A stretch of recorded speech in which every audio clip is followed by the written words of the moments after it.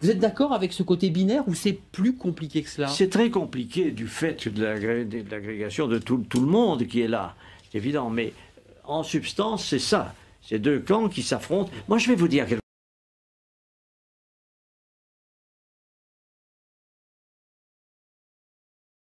chose. J'étais il y a 2 ans à peu près, avant que les hostilités commencent en Syrie. Je me trouvais en Angleterre par hasard pour d'autres choses, pas du tout de la Syrie. J'ai rencontré des responsables anglais. Et quelques-uns qui sont mes amis m'ont avoué, en me sollicitant, qu'il se préparait quelque chose en Syrie. C'était en Angleterre et pas en Amérique. L'Angleterre préparait l'invasion des rebelles en Syrie. Et on m'a même demandé à moi, sous le prétexte que j'étais ancien ministre des Affaires étrangères, si je participerais comme ça. J'ai évidemment dit le contraire. J'ai dit, écoutez, moi, je suis français, ça ne m'intéresse pas. Mais c'est pour dire que cette opération vient de très loin. Elle a été préparée, conçue, organisée. Dans quel but, hein? Excusez-moi, dans quel but? L'idée de renverser Bachar, c'était quoi le but? La finalité? Mais dans le but très simple, de destituer le gouvernement syrien, parce que dans la région, il est important de savoir que ce régime syrien a des propos anti-israéliens. Et que par conséquent, tout ce qui bouge dans la région autour, moi j'ai la confidence du Premier ministre israélien qui remonte très longtemps, qui m'avait dit on essaiera de s'entendre avec le Premier ministre, et avec les États autour. Et ceux qui ne s'entendront pas, on les abattra. C'est une politique, c'est une conception de l'histoire. Pourquoi pas, après tout? Mais il faut le savoir.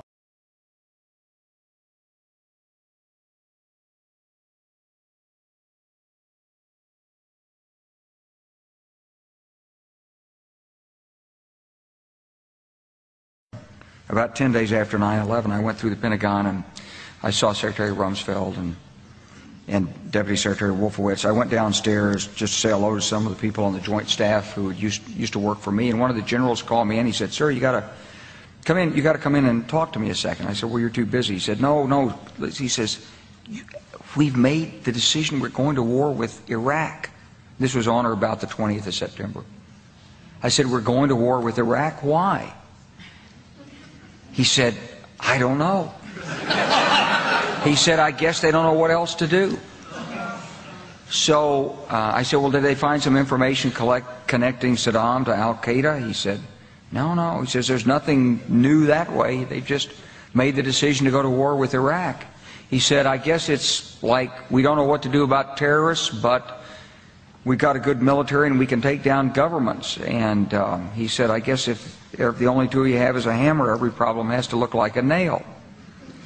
So I came back to see him a few weeks later, and by that time we were bombing in Afghanistan. I said, "Are we still going to war with Iraq?" And he said, "Oh, it's worse than that."